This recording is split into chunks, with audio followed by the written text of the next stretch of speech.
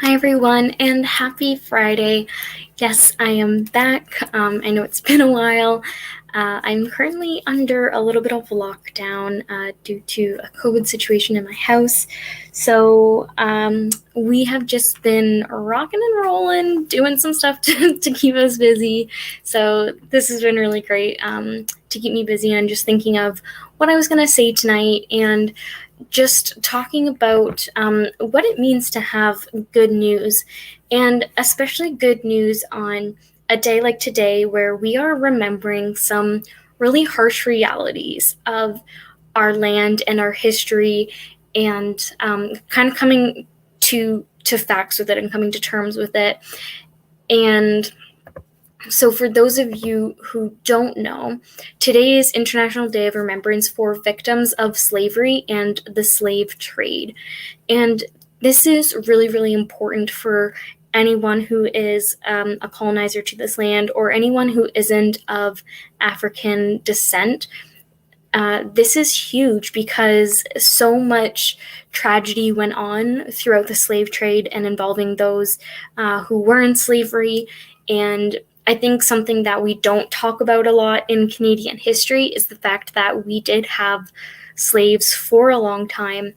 And we kind of just go to that, the railway and protecting people and fighting against slavery. But there was a history of time where even in Canada we endorsed slavery, we bought slaves.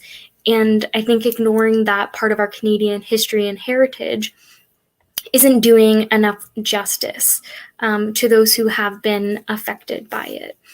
So, and I know that this is supposed to be a good news one, so I really wanted to come at it from a different angle and talk about it in a very Old Testament way, where we see people being freed of things all the time. That's where the tradition of Jubilee comes, where every 50 years people were freed of all slavery and all debt, regardless of how soon they had got into it. So for today's Bible verse, I'm going to focus on Exodus 6, verses about 6 to 7. And this is the Exodus is really all about the leaving of the Israelites from the Egyptian people, and the freedom they get, but also the struggle that comes with that freedom. And if you're thinking about this already, there are some clear parallels. So God comes to Moses and appears to him and speaks to him through a burning bush, famously.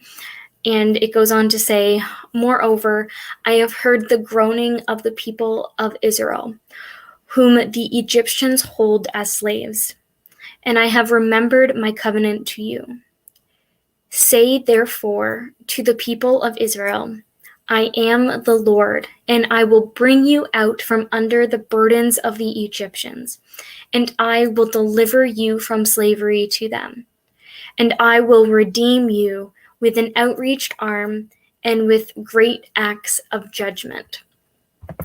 So obviously this then goes into the idea of the plagues that hit the Egyptian people, and the Pharaoh not believing Moses and not believing that he's there to save the people of Israel, save the Israelites. And this, earlier in the chapter, Moses kind of realizes that I was born a slave, but was saved.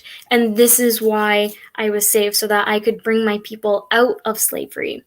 There's a famous movie around this, which many of you probably saw as youth, or some of the younger people in the audience. So you've probably seen it like me as a kid.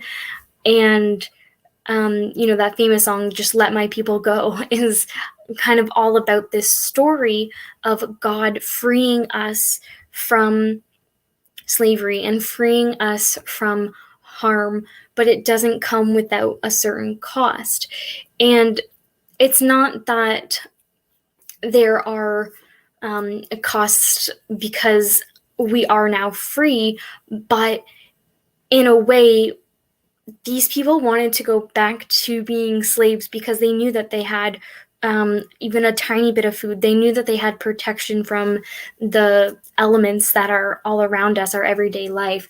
They knew that there was some kind of thing to go to. Whereas when they are freed, they're wandering around the desert and don't have food, don't have water, don't have a safe place to kind of rest their heads at nighttime. And it can almost seem like you forget how bad it was in one spot, and you're really just wanting to go back there because that's all you know. And for a lot of the time in throughout American history and throughout talking with people who are of African descent, you often hear these stories of, well, a lot of people didn't know what it was like to be freed from slavery, or the idea of running away was so much scarier than going and staying where we were. So people just stayed.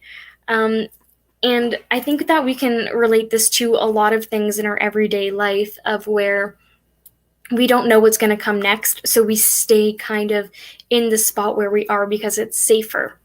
It's not as scary. It's not as you don't have to take as many chances, because if you stay where you are and nothing changes, then you know what's going to happen next. But that doesn't always mean that it's going to be any better or any worse. It's just the same. So knowing that God can deliver us, God delivers us from evil, God delivers us from slavery, God delivers us from harms. And we can do this by reaching out to God, by praying to God. We saw how faithful the Israelite people were throughout the Old Testament.